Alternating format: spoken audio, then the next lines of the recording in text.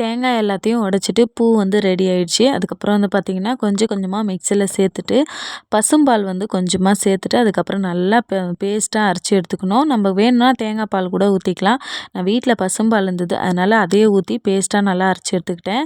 இதை வந்து பார்த்திங்கன்னா நல்லா கனமான பாத்திரத்தில் சேர்த்துட்டு கேஸை வந்து சிம்மில் வச்சுட்டு அதுக்கப்புறமா நம்ம செய்ய வேண்டியது இருக்கும். இல்லைனா வந்து பார்த்திங்கன்னா மேலே தெறிக்கிற மாதிரி இருக்குது. நடுவில் கொஞ்சமாக நெய் சேர்த்துக்கணும்.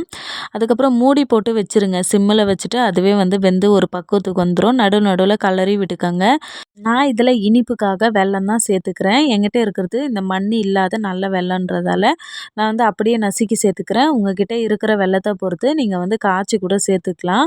அவ்வளோதான், மூடி போட்டுட்டு நடுவில் நல்லா கலரி விட்டுட்டு நல்லா சுண்ட விட்டு எடுத்தால் ஒரு சூப்பராக வந்து தேங்காய் பூ அல்வா ரெடி ஆயிடுச்சு.